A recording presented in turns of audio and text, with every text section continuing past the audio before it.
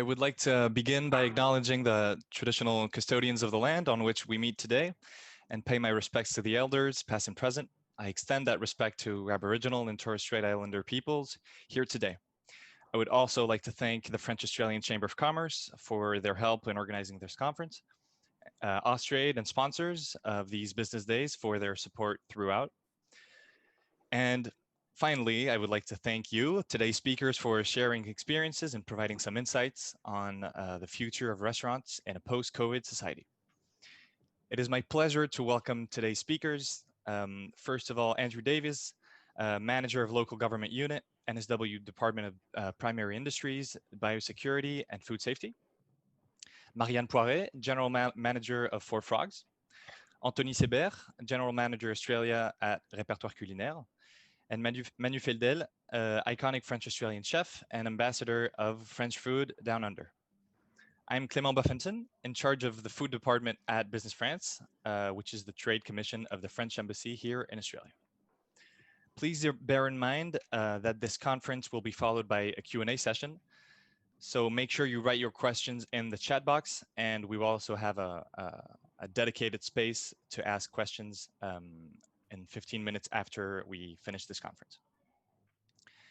On top of my brief introduction of each speaker, we'll now have a few minutes of roundtable presentations to provide a little more detail about everyone's background and current responsibilities.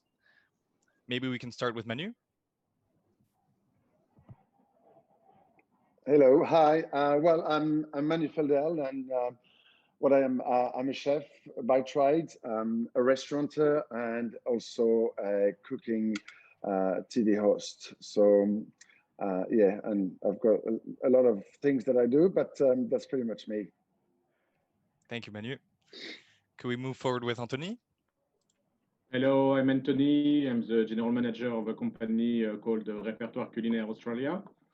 I spent 20 years in hospitality industry running hotels, restaurant, and event organizer. And a few months ago, I moved to another industry that is importing and distributing a French premium product in Australia.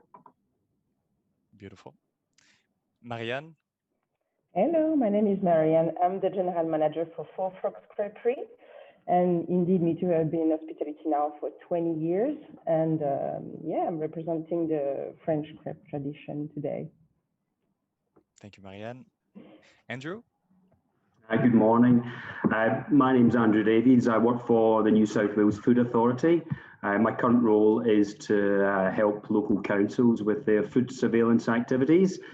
So we're across the food safety issues that apply to restaurants and cafes. In an earlier life, I also worked in catering. I worked in cafes and restaurants a few years back as well. So I have a vested interest in today's discussion as well. Beautiful. Thanks. You're the representative of Australian culture, as we can hear, depending on our different accents as well. As for me, so I represent the French Embassy Trade Commission. Our goal is to support French companies in exporting to Australia and helping Australian food buyers sourcing food products. To do so, we have developed multiple services aimed at facilitating French product sourcing for Australian buyers. Some example of these services are invitations to tasting sessions, invitations to virtual business food events, the online showroom sourcing platform that's referencing and describing over 200 French products aimed for export in the Australian market. Our services are provided for free on the Australian side, and we work with all types of players involved in product sourcing in Australia, major retail, iconic importers, and small-scale restaurant chefs. All right, now we've finished this introduction, we can move on to the topic of the day. As we know, restaurants are an intrinsic and crucial part of modern cities. They provide a way to get together and share a meal while creating experiences with friends and family. This is especially true in French culture, where we benefit from a notoriously long lunch break. I believe we have the longest lunch break in the world, and where food is a central part of our identity and way of life. As we know, the industry has been strongly impacted by the recent COVID pandemic, and restaurant owners have had to adapt in order to keep their business going. We will try to study some of these challenges that have appeared with the pandemic and discuss how the different parts of the restaurant chain have adapted. So we're going to look at the entire or part of the ecosystem and try to study how shifts have been going on in this space. So this conference is built in 5 different themes. The first theme to set the basis is going to be based on the legislative side. So I will give the floor to Andrew to have a little presentation of how the legislation has been impacted by COVID. So first, there are some similarities between COVID-19 safety plan requirements and food safety standards for cafe, etc. Andrew, could you talk about that, please? Yeah, well, thank you very much. Just a bit of background quickly. The New South Wales Food Authority, state agency that oversees food safety. Generally, where you'll find food authority staff would be in your non-retail environment. So that would be importers, manufacturers, distributors, those types of businesses. But where you have a restaurant or a cafe or a food court or a mobile food van, for example, the Food Authority appoints local councils to oversee food safety in that area. So that's just a little bit of background there for you. We have food safety legislation, of course. We've got the New South Wales Food Act. We've also got the Food Standards Code. Now that's bi-national legislation, so that applies in New South Wales, but also across all states and territories in Australia, but also in New Zealand as well. And very, very briefly, what does the Food Standards Code and the Food Act talk about? Well, effectively, it talks about food handling controls. That might be receipt of food, storage of food, processing, display, transportation, and even disposal as well. It also talks about health and hygiene requirements, also cleaning, sanitizing, maintenance of equipment, pest control, those types of elements as well. Anything really that would happen in a cafe or a restaurant or other food business, of course, that might impact on the overall food safety of that product. So we also now have, with the emergence of coronavirus, the public health orders, which is administered by New South Wales Health. They've placed controls, conditions and restrictions on all manner of society, not just food businesses, but also just the general population as well.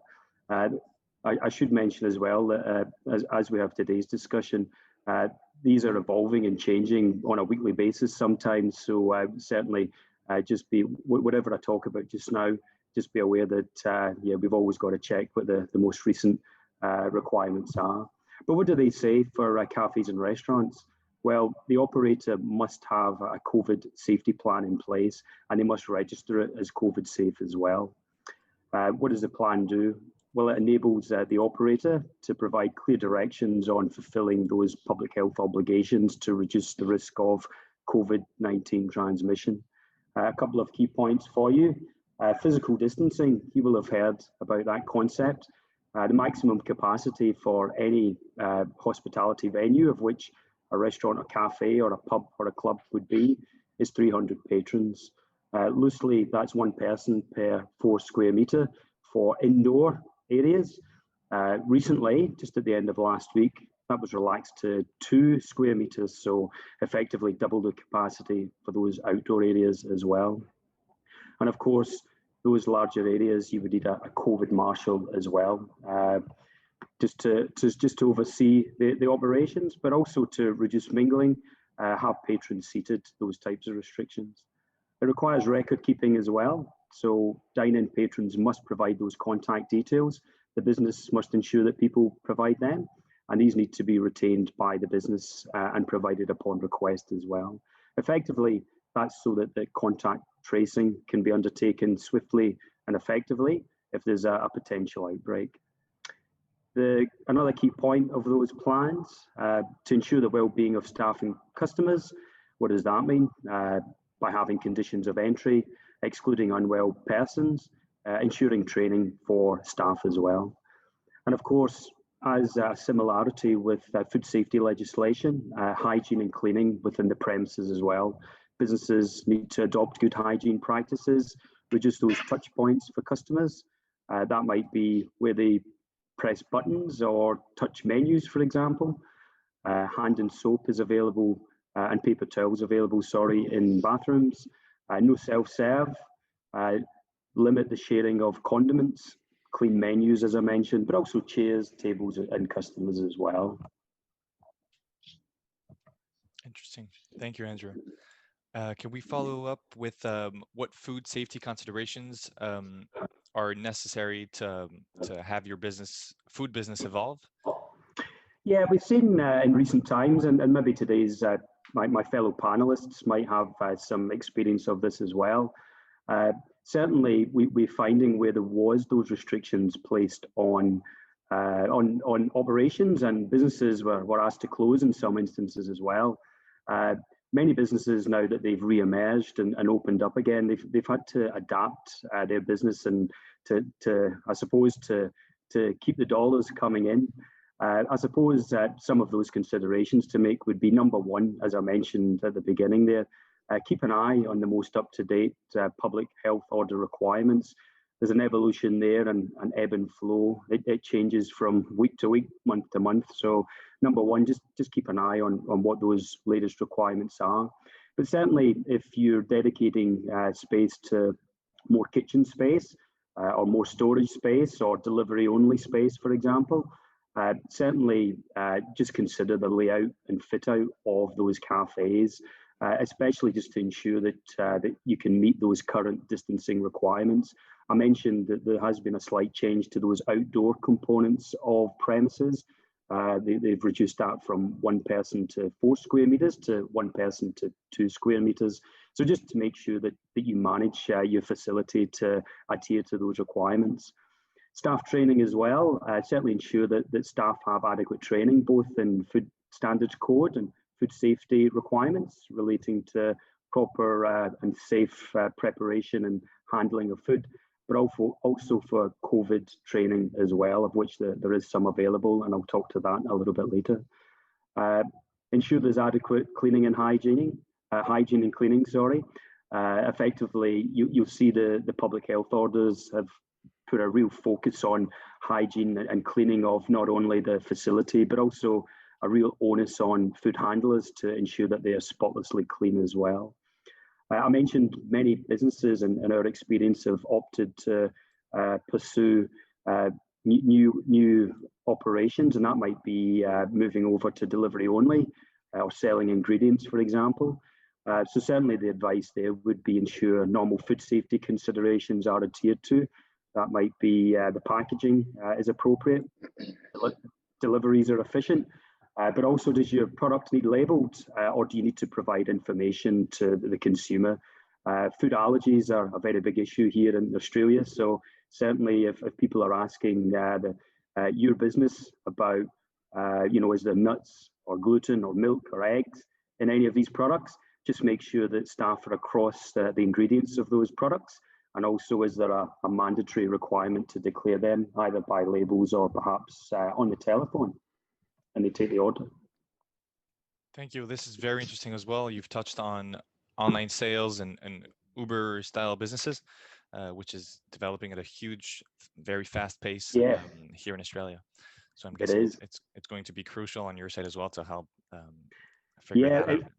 It certainly is, and one key point there is if it is a new business, for example, if you are moving over to Uber Eats or Deliveroo or another delivery type platform, just ensure that that local council is aware of your operation.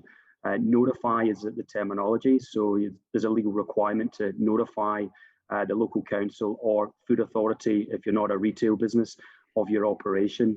And just to reiterate, just to ensure your premises and equipment meet those standards as well.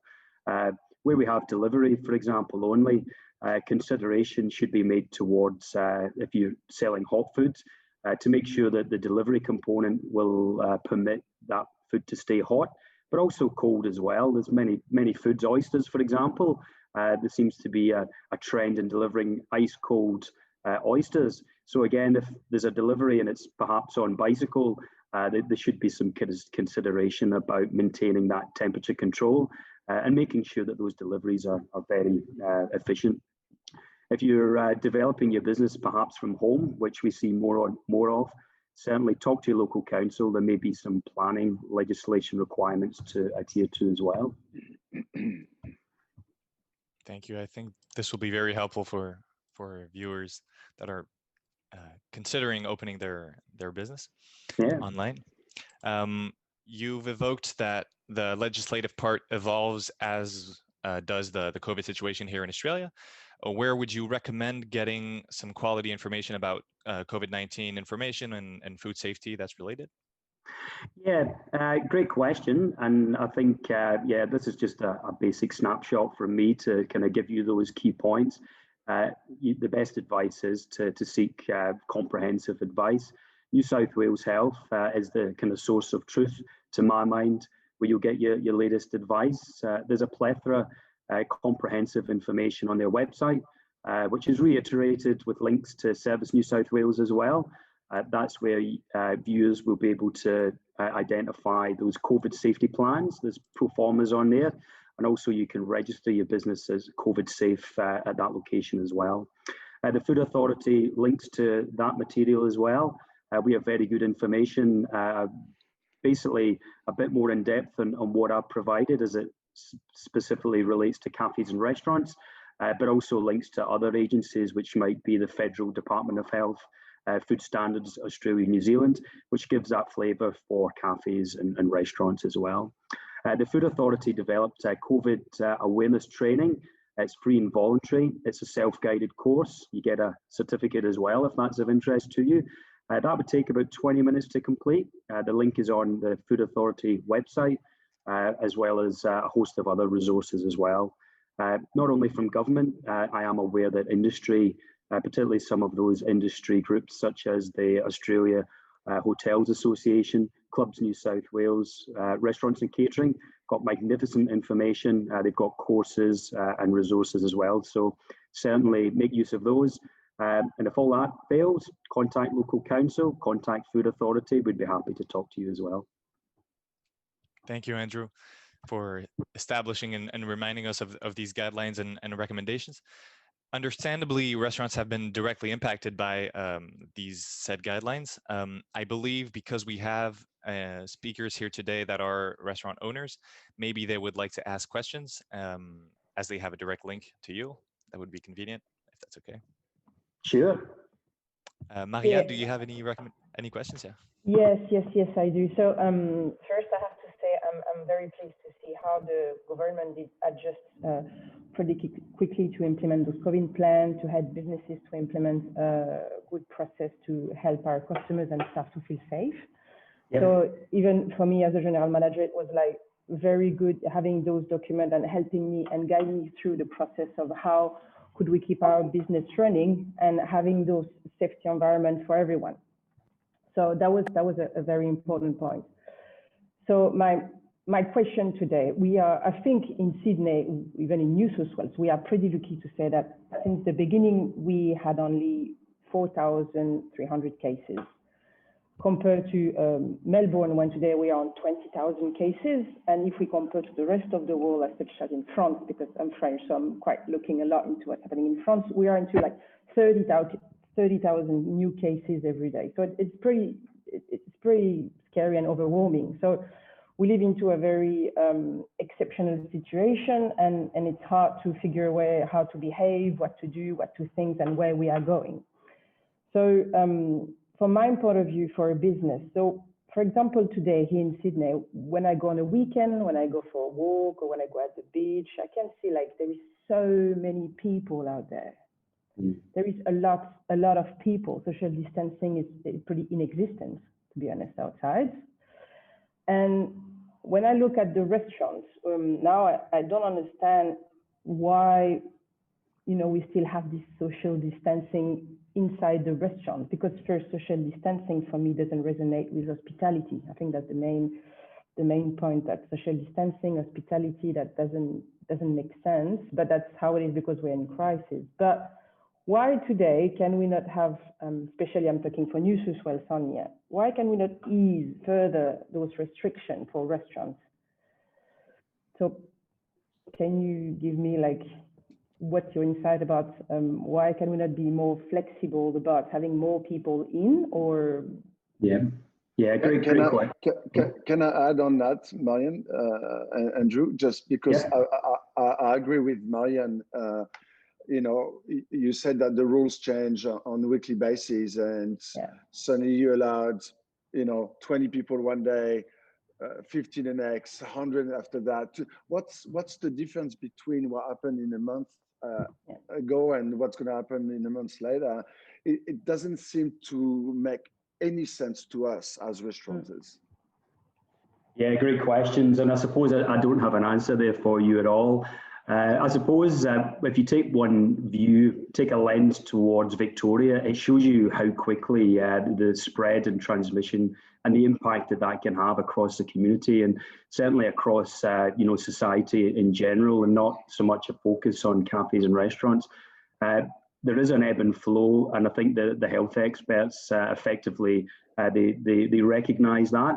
I think particularly for cafes and restaurants, the main concern is that people are in these facilities and in these areas for a prolonged period of time, and I think that's where the concern is.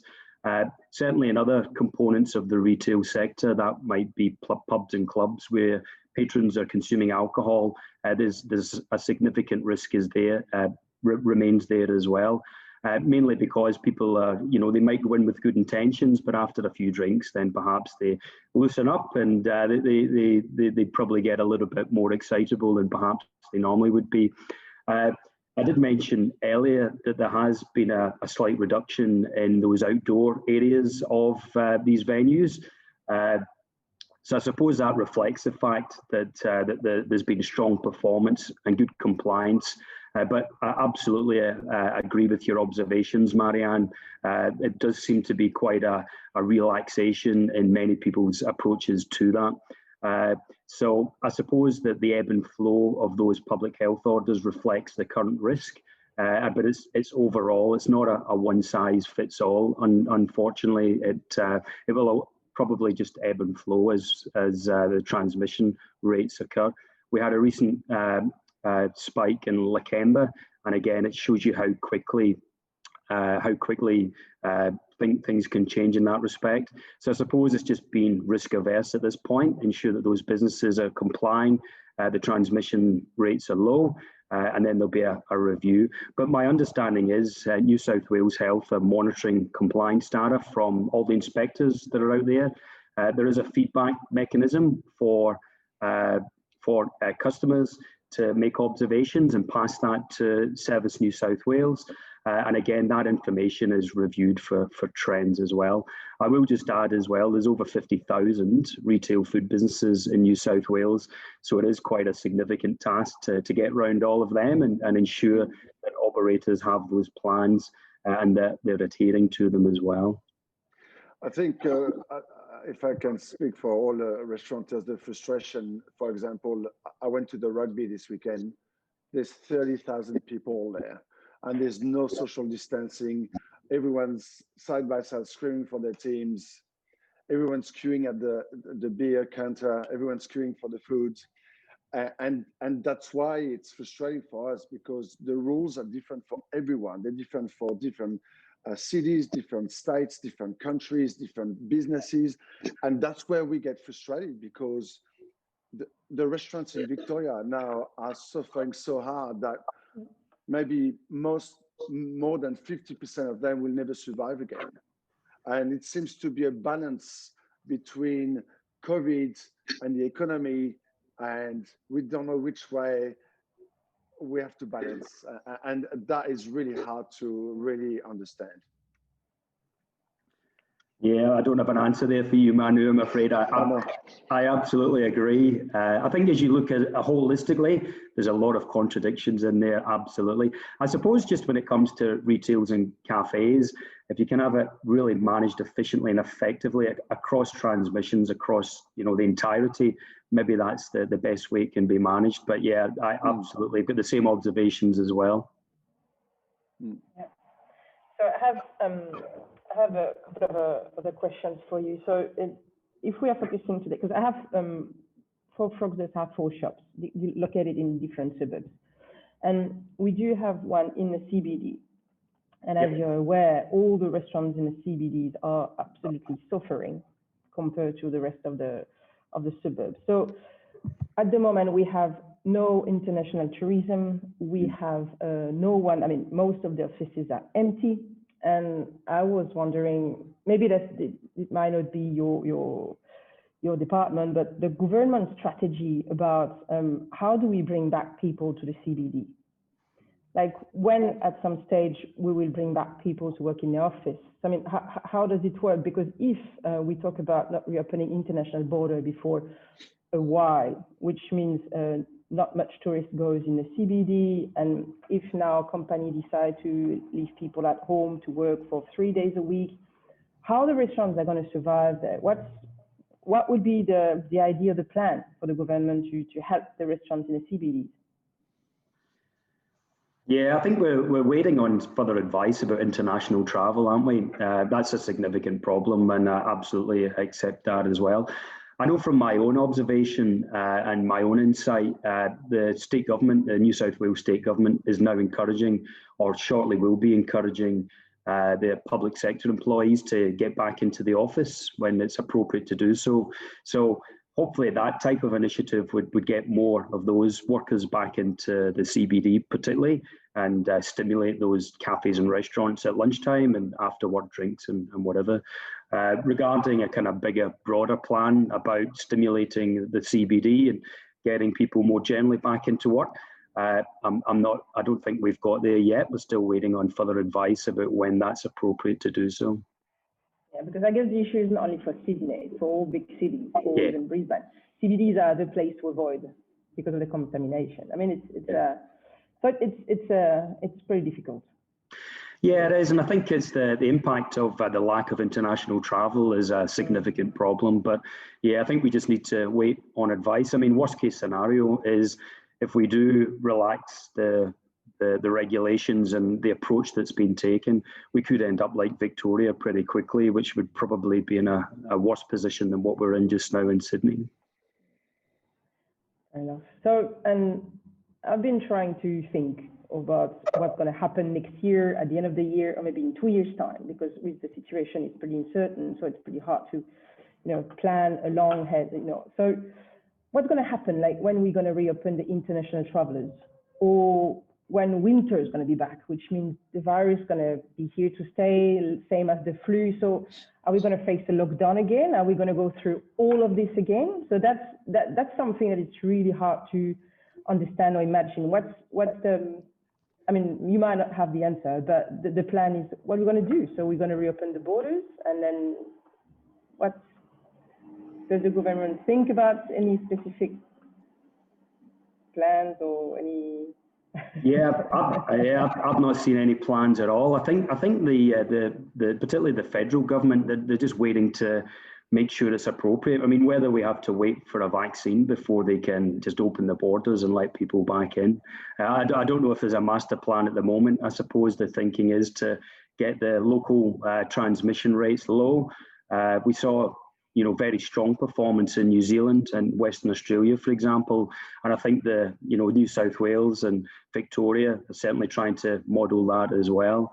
I suppose at this stage, it's just a wait and see, isn't it, to see what can happen.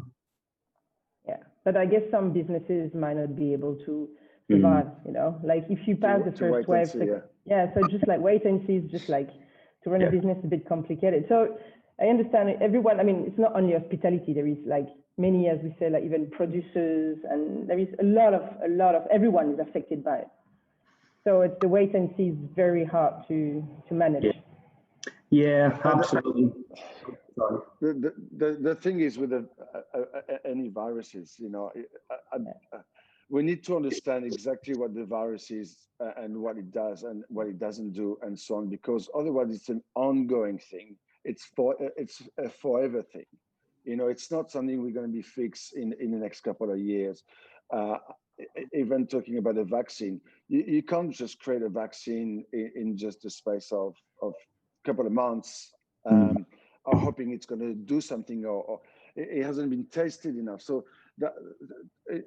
Andrew, we're not asking you for an answer on that, but we need to be realistic. And unfortunately, that we need the restaurants that are still open today are going to need to be helped in some way, somehow, because this is not going to stop anytime soon. So, you know, restaurants still have to pay rent, they still have to pay bills, they still have to do all of these versus not having enough customers walking in. So there's the outgoings is crazy, the incoming is non-existent. And I know this conversation is going to go nowhere, I suppose. I think we're sharing our frustration more than anything else, because unfortunately, it is a virus, and until we know exactly what this virus is doing to us, there'll be no solutions. I think this is what it is. And we need to really understand how serious is the virus is, and that's becoming political more than restaurants. Thank you to you two for sharing your concerns, and thank you, Andrew, for centralizing these questions. I'm sure it's very direct questions that a lot of restaurant owners are having in mind, and we appreciate the exchange platform, and we believe it's a good way to communicate directly, even though it puts you in a tough spot, because we're trying to evolve with the situation of COVID, and we're all hoping it goes better. So with this, we conclude the first theme, the first legislative aspect. We're going to move forward with the second theme, which is a little more focused on restaurants and how restaurants have adapted themselves during COVID, especially. It's clear, as we've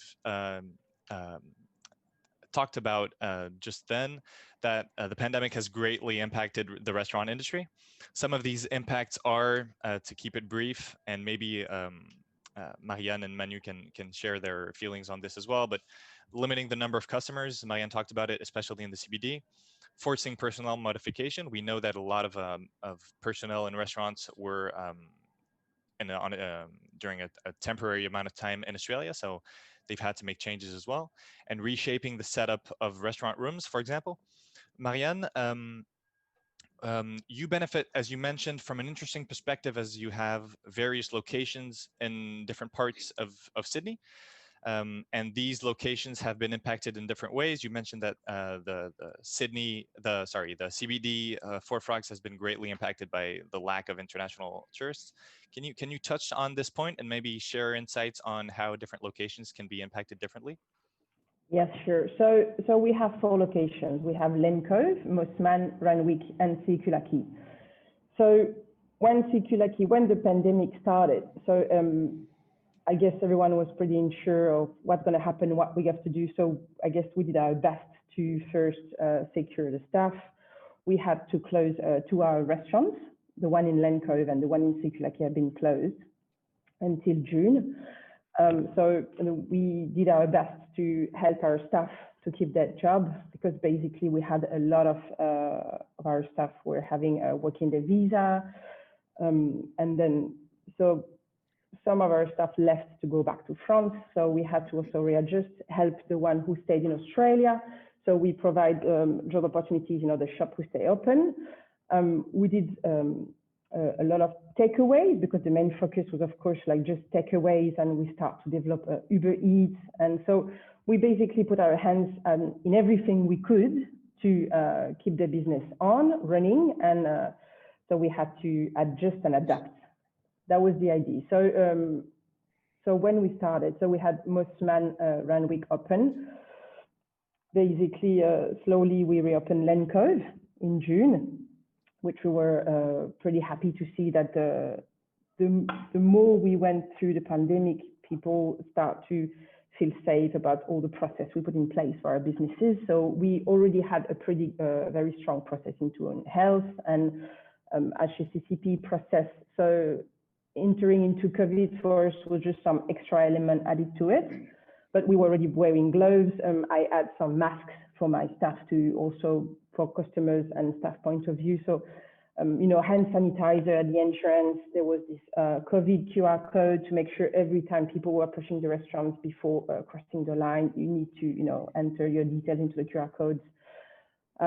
So Mossman, Land Cove, and Ronwick were kind of going okay. So we were pretty lucky in that sense because people who left the CBD were into the suburbs. So instead of people working in the office, they were working from home. And, you know, as we all know, human being is not meant to stay in the box on the computer all day long without sometimes going out and enjoying some quite good food and having some-ish relaxing time, even if the situation, I guess, was pretty stressful for everyone. So people who left the CBD went straight away into the suburbs. So we hadn't somehow been lucky in that sense that we thought that because of the COVID, no one knew what's going to happen. We might lose everything. But I'm very grateful because locals were very strong support for local restaurants. And because you couldn't go into other, you know, area, you had to stay in Sydney. So basically, locals support the locals. So this is how we went through so far, I guess, through the pandemic, except that CQ felt a bit left alone because that was hard to attract, you know, tourists, or no one wanted to go in a CBD, like because everyone was afraid. That was the thing, with social distancing, and people was afraid. So no, that didn't match pretty well with the hospitality mentality. Thank you. But yes, that was it. We can actually use our two restaurant specialists and including Manu in the mix for the following questions.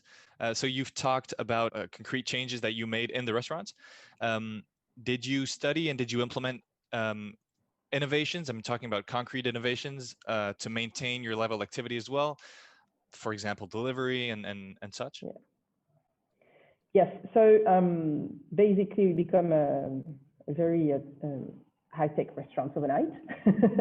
So we had to focus on more delivery process.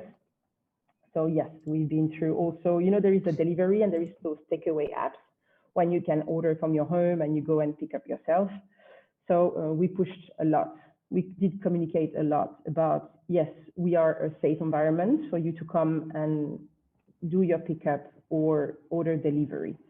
So we had to push that way, and it did help. And now I do work also a lot. As I say, we have to adjust and how we can stay out there by maybe approaching people on online masterclass. You know, so how you can have our amazing French crepe and in your safety of your home. So this is how do we talk to those people who doesn't want, you know, to go out, doesn't want to be affected or are not feeling safe.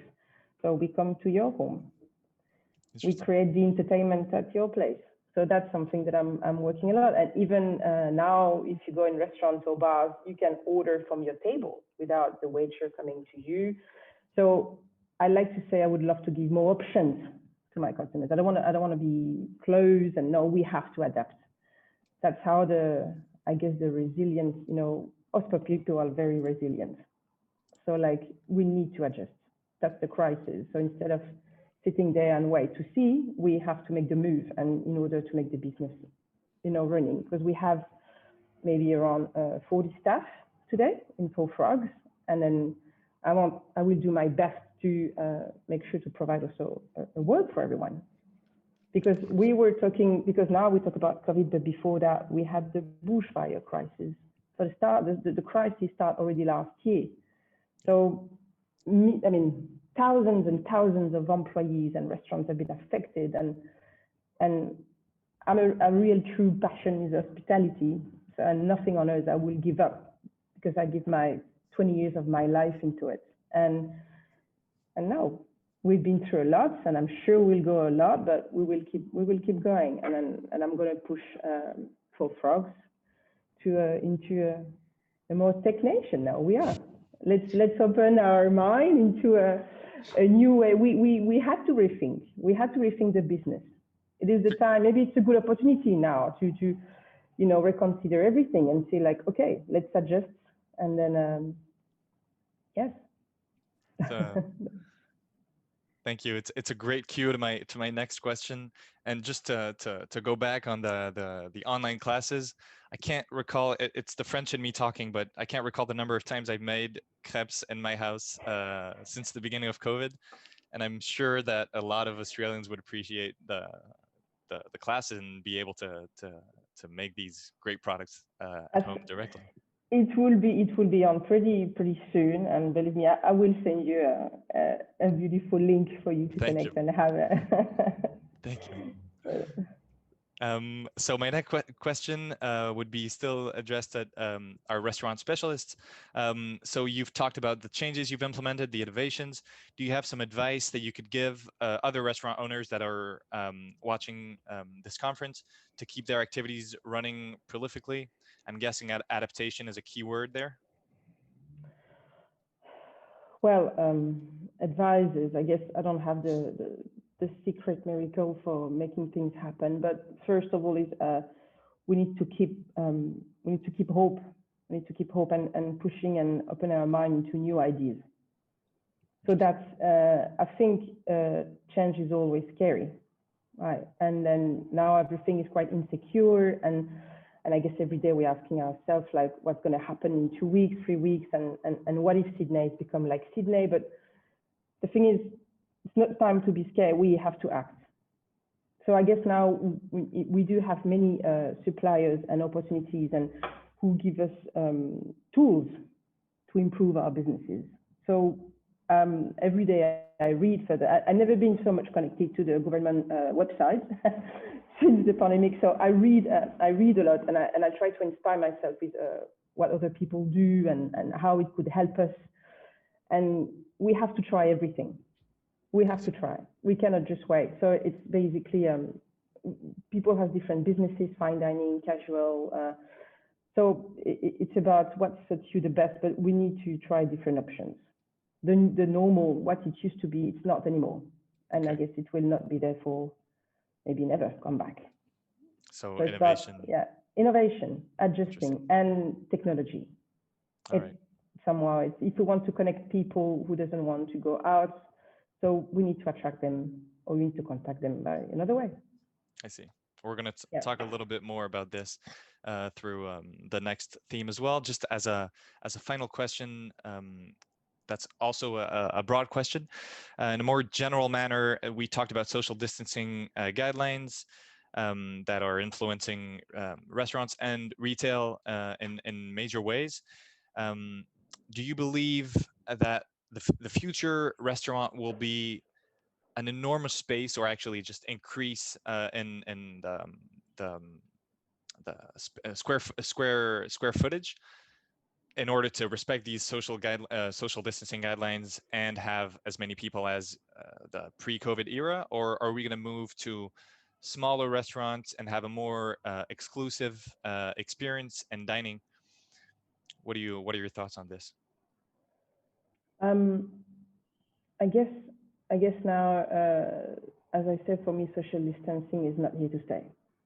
People, 100%, we love being with friends at the table, having as a French, with a long lunch and some amazing wines and cheese and charcuterie, the typical pictures. But no, I do think that we will come back maybe into more something authentic. I'm pretty sure now people are going back to locals and enjoying, what they feel secure with. Like you go in a restaurant, all our lives have been so much, everything changed. So what we knew, the way we were living, everything is completely different now. So I think that they are pretty much looking for something when they do recognize, their value, when they feel like family again, sharing time. So I don't think like big restaurants with like 400 or 500 seated will come back as strong as before. I don't think so.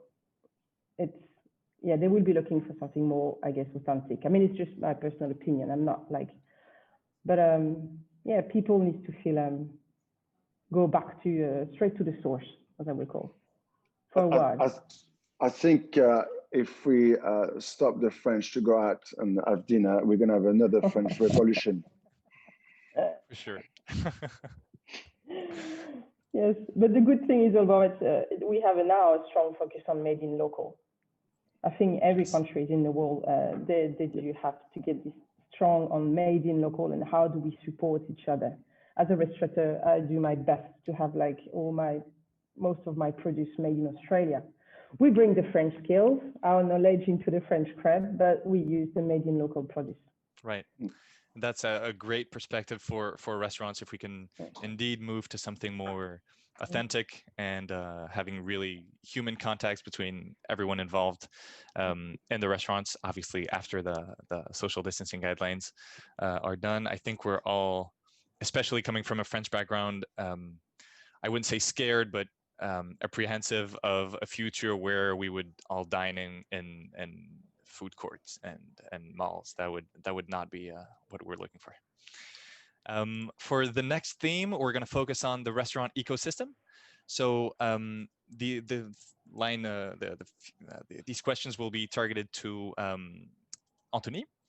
So Anthony, you work at Répertoire Culinaire. You're supplying food and great food, if I may add, to restaurants. Can you tell us how important were restaurants in your pre-COVID strategy? Yes, thank you. So as an importer of French premium produce, the hospitality is our core segment. We supply the three main hospitality actors: hotel, restaurant, and caterers. Before the COVID, the hospitality group was representing about 50% of our turnover. And restaurant by itself, it was around 20%. Wow. And since end of March, restaurants became 5%. So Sydney is a bit better than Melbourne, as they were less restricted, but the atmosphere has been a bit chilled during the wave 2 of Melbourne.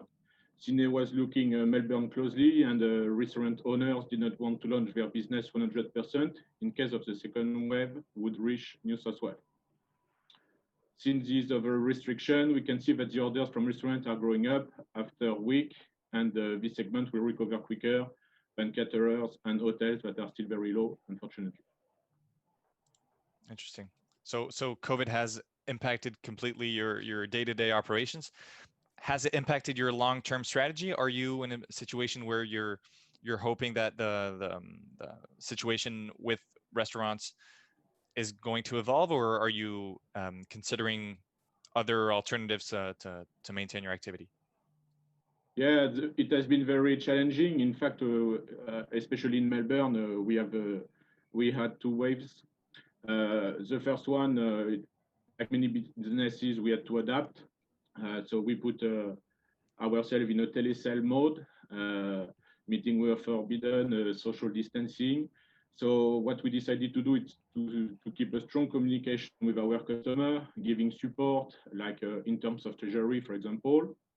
The second wave and the stage 4 restriction, it was first of all to stay open. We were considered as a high-risk business. So as Andrew said, as a high-risk business, we had many restrictions. Set up the work from home, the work permit, density at work, high-risk COVID safe plan with all the hygiene, HACCP processes, etc. So everything Andrew spoke at the beginning, we have to comply with that. And when there is a time of uncertainty, like the COVID is bringing you, you are rethinking your organization. So like the procedures, the cost as well, we had to rethink about the cost, liabilities, organization of the work, job description, etc. To make it work. I see. Thank you. And have you implemented innovative ways to maintain your level of activity as well? Yes, so the strength of Répertoire Culinaire is to have several segments. So as we said, we have the hospitality, that is the main one, with hotels, restaurants, and caterers. But we also work with manufacturers, bakeries, industrial as well. And so when the hospitality was very, very difficult, we focused on the retail, manufacturers, industrial. So this was one chance for us to maintain our turnover. we double our effort on both segments. So following the effervescence as well of the e-commerce, we worked ourselves on an e-commerce platform called Gourmet de Paris with French premium produce.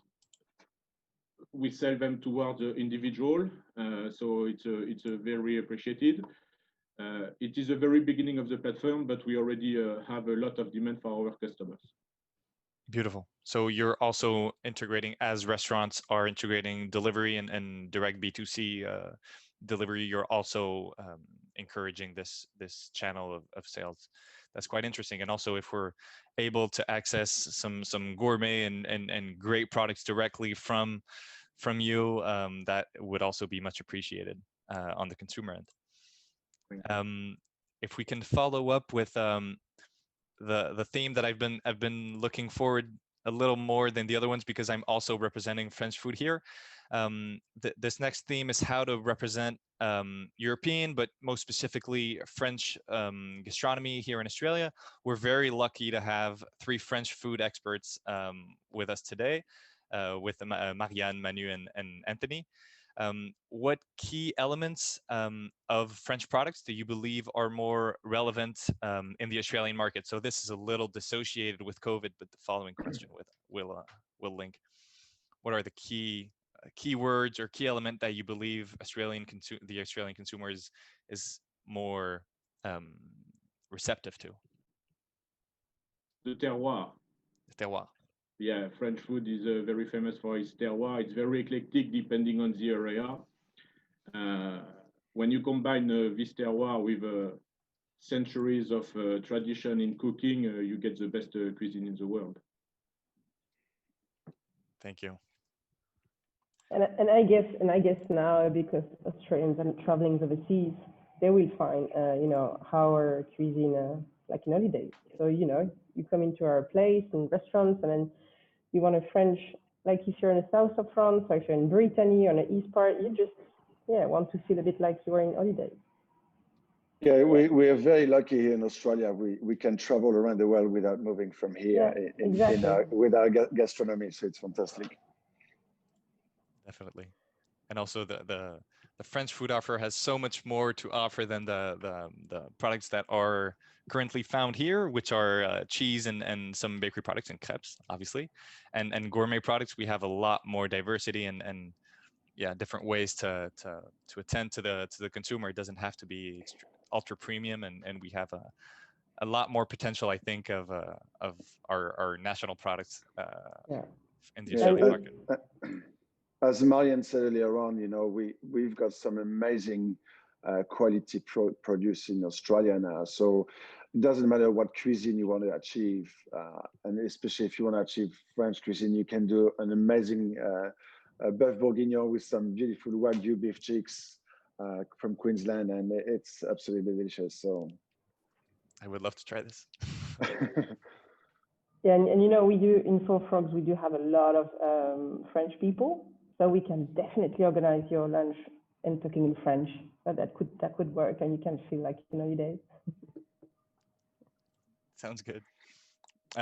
So this next question is targeted a little more. We've touched on it, but in the current situation, where international product sourcing. So we know that obviously bringing products that are competing with the local offer is not at all the goal of sourcing products from France, but we know that there are some products that are extremely linked to the terroir, as Anthony said, that are linked to specific ways of producing. So actually getting some international products to complement the local offer would actually be the most interesting way to source products here in Australia, in my opinion. We know that international product sourcing has been scrutinized at this moment because of the understandable need to support the local products. Are any of you, maybe Anthony, a little more dealing with scrutiny regarding international product sourcing, and how are you encouraging the sourcing of products coming from overseas? Are you focusing maybe on the complementary side, that it's not the exact same product that you would find here in Australia? Yeah, so we have a team back in France purchaser manager that is always looking for great suppliers and producers. So we are looking for people that share a strong passion for quality. But yes, we are always trying to find new ways to find those beautiful producers. And with you as well, Clément, with the online showroom, it's a great opportunity for us to discover new producers. B2C website, all that are pumping everywhere, permits to have this strong visibility as well. So yeah, we are working on every side for the supply chain. I see. And also for the Australian consumer that know the Munster, for example, or some of our cheeses that are not the Camembert and the Brie, that you also find local alternatives. Maybe there are some ways to encourage the Australian consumer to discover some more of our smelly cheeses and delicious ones. Yeah, as we said earlier on, there's amazing produce in Australia without a doubt, but there's things that we can't get here that we get in France, and the cheese is one of them. There's a little cheese shop called the Petit Louvre in King's Cross, and you go in and you come out with $300 worth of cheese because you just want one of each. Definitely, good heads up. We'll be heading toward this shop. We'll move to the final theme of today's conference. This one is a wrap up and trying to provide perspectives, looking into our crystal balls for the future. First of all, Scott Morrison announced that international travel to Europe will most likely be postponed until 2022. As we said, this might change in the future, but for now, these are the guidelines. Can you sense more interest from the French community here in Australia toward French products? They would usually be able to travel and go on vacation in France to source these products. Can you see a regain of an interest of the French toward their products here in Australia?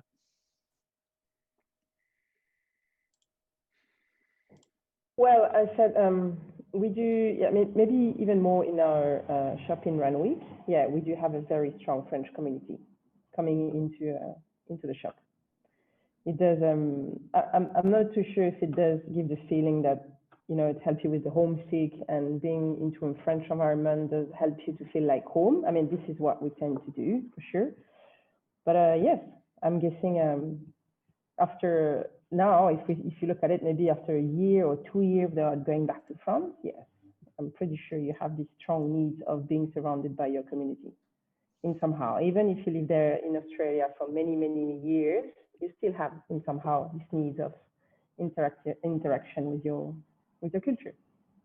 Right, and this will continue to gain interest the further we can't, the longest we can't go back to our home countries.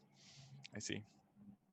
It's still a pleasure for me. I had a cheese tasting session this weekend with some incredible French cheese, and I had to admit that it'd been a while since I had some of our best products from back home.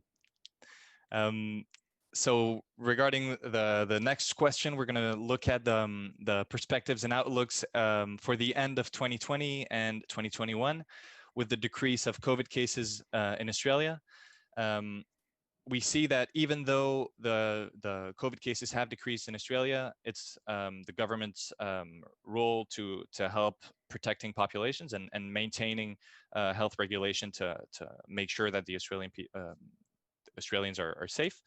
Do you sense that this experience, the COVID, has had a long-term impact on mentalities? I feel like we've touched on it earlier with Marianne, saying that the consumer will hopefully go back to Australia, to the restaurant in the same way.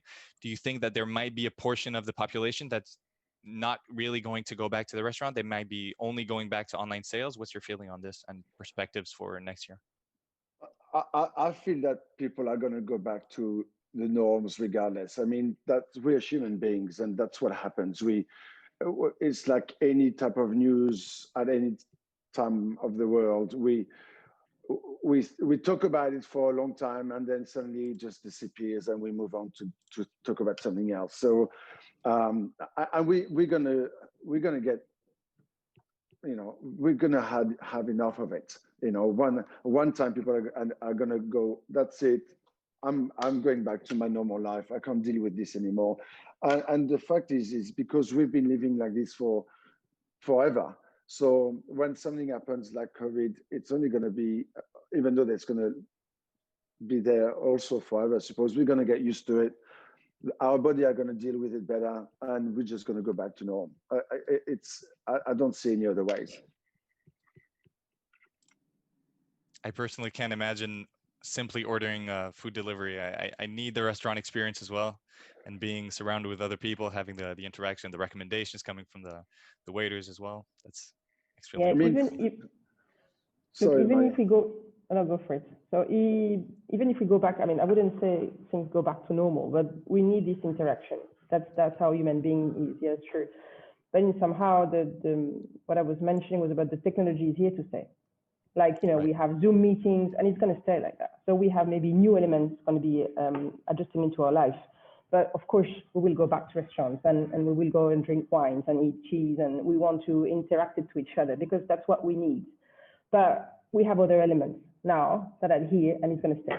That's for sure. So we have, as I say, our new normal. And this is why now more restaurants will be into more e-commerce, or, order with your phone on the table. This is going to stay.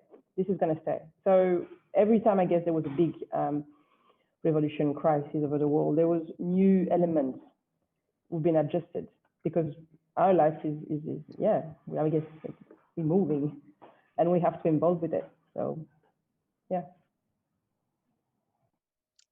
I think that's a great outlook as well, trying to see the positive in this complicated time where it would actually be a good way to introduce new opportunities and new ways of doing business that are, as you said, here to stay.